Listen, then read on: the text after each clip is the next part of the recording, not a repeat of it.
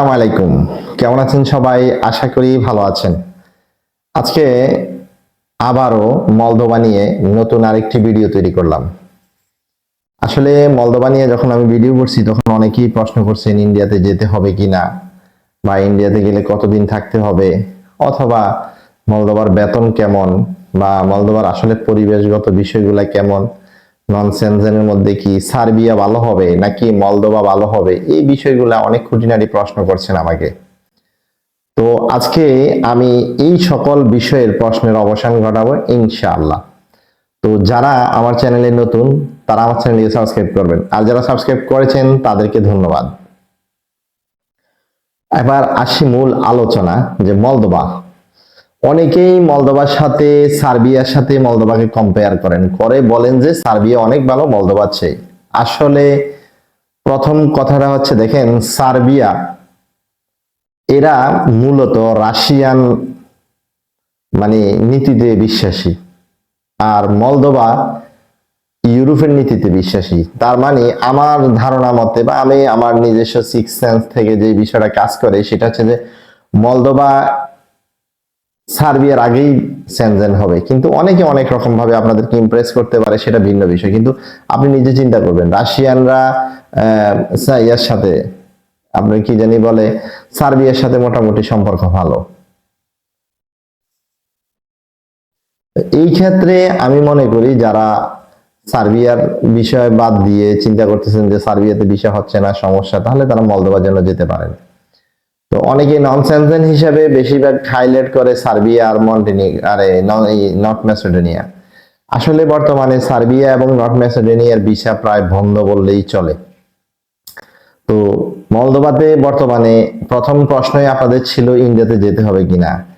হ্যাঁ, মলদোভাতে ইন্ডিয়াতে যেতে হয়, তবে নতুন করে একটা নিয়ম আসছে, সেটা হচ্ছে যে আপনি অথরাইজ করে পাসপোর্টে ভিসা লাগাই আনতে পারবেন। কিন্তু পারবেন যে এই ক্ষেত্রে যে সমস্যাটা হয়, আমরা সাধারণত নন সেনজেনের ভিসাগুলাতে আমাদেরকে ইমিগ্রেশন ফেরত দিয়ে দেয়।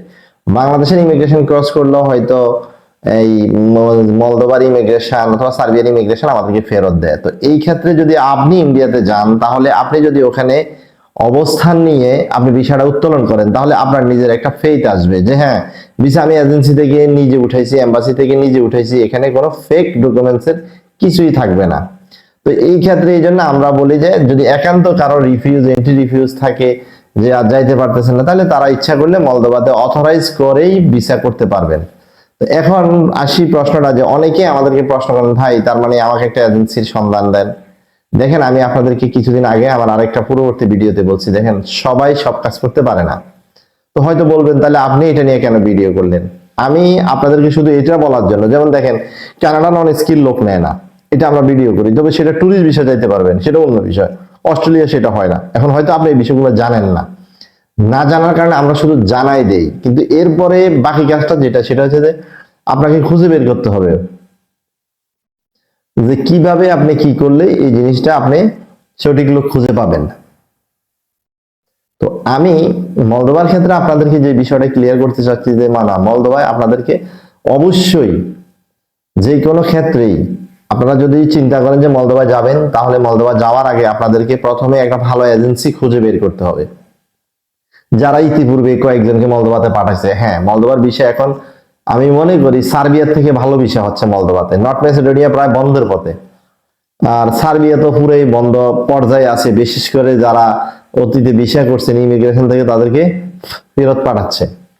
তো এখন এই সমস্ত যে বিষয়গুলো আছে, আসলে আমরা অনেকে বুঝতে চেষ্টা করি না। আমরা মনে করি যে ভাই আপনি ভিডিও করছেন, তার মানে আপনি এজেন্সির খবর দেন। এখন আমি ধরেন আমার জেলা শহর কুমিল্লায় আমি একটা এজেন্সির নাম দিলাম, ওই এজেন্সি হয়তো পূর্বে ভালো কিছু করছে, কিন্তু সর্বশেষ যাদেরকে নিয়ে কাজ করছে, বা আপনি যখন জমা দিচ্ছেন তখন আপনি ধরা খাইছেন, তখন আপনি বলবেন যে ভাই আপনার ভিডিও দেখে তো আমি এই কাজটা করছি। এই জন্য অধিকাংশ ইউটিউবাররা শুধুমাত্র তথ্য সঞ্চালন করে, যে আপনাদেরকে তথ্য দেয় যে হ্যাঁ মলদোভা বিষয় হচ্ছে, এখন রেশিও কোনটার ভালো আমরা হয়তো জানতে পারি, যেহেতু আমাদের বিভিন্ন অ্যাঙ্গেল থেকে ফোন আসতেছে, বাইরে থেকে আমাদেরকে নক দিচ্ছে, ভাই এরকম এই অবস্থা ওই অবস্থা, তখন আমরা আপনাদেরকে ওই ভিডিওটা রিসার্চ করে তারপর আমরা আপনাদের সামনে তুলে ধরি। তো মূলত এমন না যে অনেক কিছু, আমি অনেক কিছু জানি, আমি এজেন্সি দিয়ে লোক নিয়ে যাচ্ছি, এখন আমি ভিডিও করবো। যে লোক না সে ভিডিও করে না অনেক সময়। তার কারণ হচ্ছে সে তার লোক নেওয়ার ব্যবস্থা বা লোক নেওয়ার ধান্দা নিয়ে এসে ব্যস্ত থাকে। আর যারা ইউটিউবার তারা তার কাছে ধর্ণা দেয় যে উনি কিভাবে লোকটা নিছে বা কতদিনে ওখানে গেছে, এই বিষয়টা তারা ক্লিয়ার করে। এরপর হচ্ছে মলদোভাতে বিশেষ করে আপনারা অনেক সময় বলেন যে বেতন কেমন হবে। দেখেন বেতন 400 থেকে 500 ইউরো হয়।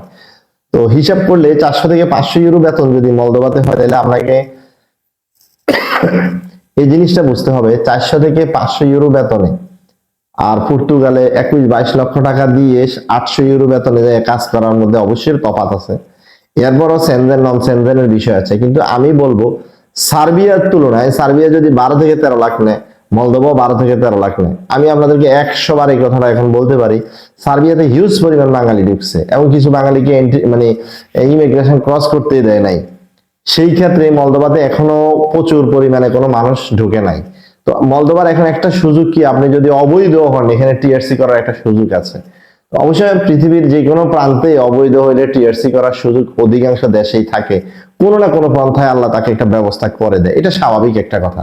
কিন্তু এটা না বললেও চলে। তবে অনেকে প্রশ্ন করেন, ভাই মলদোভাতে কি আমি ট্যুরিস্ট ভিসায় গেলে আমাকে এরপরে আমি কি ওখানে টিআরসি করতে পারবো? হ্যাঁ করতে পারবেন, সেটা সময় লাগবে, যে কোনো অ্যাঙ্গেলে উকিলের মাধ্যমে এগুলো ধরতে হবে, এটা স্বাভাবিক, এটা ইতালিতেও হয়। তবে ওই প্রক্রিয়া বা ওই সিস্টেমে আপনাকে যেতে হবে। এখন আপনারা যারা বিশেষ করে পর্তুগালে এন্ট্রি রিফিউজ অথবা অথবা সার্বিয়াতে যাইতে পারছেন না, অথবা সার্বিয়ার ফাইল অ্যাপ্রুভ হয়েছে, আপনি বলতেছেন অ্যাপ্রুভ হয়েছে, ভাই আমার ভিসা আসে না কেন? আসলে এগুলো হাস্যকর বিষয়, এটা নিয়ে আমার আরেকটা ভিডিও আসবে যে সার্বিয়া এবং নর্থ ম্যাসেডোনিয়া আসলে কি সমস্যা হচ্ছে। তো সেটা ভিন্ন বিষয়, আমি এই জন্য বলি নাই। তবে আমি আপনাদেরকে কম্পেয়ার করার জন্য কথাটা বললাম যে দেখেন সার্বিয়া প্লাস মলদোভা, এটার মধ্যে যদি এখন আপনি কোনটাতে জমা দিবেন এই চিন্তা করেন, তাহলে আমি আপনাকে বলবো মলদোভাতে জমা দেন। হ্যাঁ, মলদোভাতে যারা কাজ করতেছে তাদের বিষয় ভালো হচ্ছে। আমি রিসেন্টলি কয়েকজনকে দেখছি, আমি অবশ্যই ওদের থেকে এখনো শিওর এটা হতে পারি নাই তাদেরকে কি আসলে টুরিস্ট নিয়ে ওখানে ডাইভার্ট করছে। তবে একজন ফোন দিয়ে বলছে যে ভাই আমার ভিসাটা টুরিস্ট ছিল বা এয়ারপোর্ট কন্ট্যাক্ট ছিল, যে কোনো ভাবে ওরা সেটা করছে। তবে আমি এখন পর্যন্ত মানে যাবো কি যাবো না এটা নিয়ে কনফিউজড আছি। আর বাকিটা হচ্ছে যারা মলদোভার ক্ষেত্রে ভিসা জমা দেবেন এদের ভিসা ফেক হওয়ার সম্ভাবনা খুব কম। কারণ আপনি ইন্ডিয়াতে যাবেন, যে আপনি ইন্ডিয়াতেই জমা দিবেন, আপনার হাতেই আপনি পাসপোর্ট উত্তোলন করবেন, আপনাকে টিআরসিটা দিয়ে দিবে, তাইলে আপনার এখানে ফেক হওয়ার সম্ভাবনা আমি দেখি না। এরকম অনেকটা স্লোভেনিয়ার মতোই সিস্টেমটা। স্লোভেনিয়া তো সেম কন্ডিশন, আপনি যখন স্লোভেনিয়াতে এম্বাসি ফেস করবেন আপনাকে হয়তো 10 দিনের ভিতরে বলবে অবস্থান করেন, তখন এরা যাচাই বাছাই করে আপনাকে টিআরসি কার্ড সহ দিয়ে দিবে স্লোভেনিয়ার জন্য। তো এই ক্ষেত্রে আমি প্রত্যেককে একটা জিনিস একটা কথা বলবো যে আপনারা মানে অনেক বেশি সার্বিয়া এবং নর্থ ম্যাসেডোনিয়ার কথা শুনতে শুনতে আপনারা মনে করতেছেন নন সেনজেনের মধ্যে এই দুইটা দেশে ভালো। না ভাই, আমি আপনাদেরকে এতটুকু বলতে পারি, নন সেনজেনের মধ্যে এখন মলদোভা খুব বেশি পরিমাণে লোক নিচ্ছে। যারা সার্বিয়ার ফাইল আপনাদের থেকে টাকা দিয়ে নিছে তারা এখন কি করতেছে, ডাইভার্ট করে মলদোভাতে ট্রান্সফার করতেছে। এবং দেখবেন অনেককে বলতেছে ভাই আপনি চাইলে আমরা আপনার ফাইল মলদোভাতে ট্রান্সফার করবো, কারণ ইয়েতে সার্বিয়া সমস্যা হচ্ছে। তো এই জন্য সার্বিয়া, আর আমি হিসাব করছি বা যতটুকু বুঝছি সেনজেনের দৃষ্টিভঙ্গি থেকেও সার্বিয়ার আগে মলদোভা সেনজেন হবে। এটার বিভিন্ন কারণ আছে যেগুলা আমার বলার কোনো যুক্তিকতা নাই। তবে আমি আপনাদেরকে যে বিষয়টা ক্লিয়ার করার জন্য বলছি যে আপনারা চাইলে বর্তমানে মলদোভার জন্য যদি ফাইল জমা দেন বা যারা গেছে বা পূর্ববর্তী যারা ফাইল জমা দিছে এই অভিজ্ঞ সম্পূর্ণ লোকদের কাছে যদি ফাইল দেন আপনারা 100% ভিসা হবে। তবে সেটা কখনোই আপনি কোনো দালালকে এই কথা বলবেন না যে আপনি অথরাইজ করবেন, অথরাইজ করে পাসপোর্ট পাঠাই ইন্ডিয়া থেকে আপনার ভিসা করার জন্য। এটা করলে আমি মনে করি এখানে ফেক ভিসার সম্ভাবনা খুব বেশি। যার জন্য আপনারা কি করবেন, বলবেন যে না আমি ইন্ডিয়াতে যাব, ভিসা করব, আমি ওখানে এম্বাসি ফেস করব, তারপর বাংলাদেশে এসে ভিসা নিয়ে আমি উড্ডয়মান করব। তাহলে আমি মনে করি এটা আপনার জন্য ভালো হবে। এই জন্য মলদোভার ব্যাপারে কোনো কিছু সিদ্ধান্ত নেওয়ার আগে বুঝে শুনে সিদ্ধান্তটা নেবেন। আশা করি বুঝতে পারছেন। ভালো থাকবেন। আল্লাহ হাফেজ। আসসালামু আলাইকুম।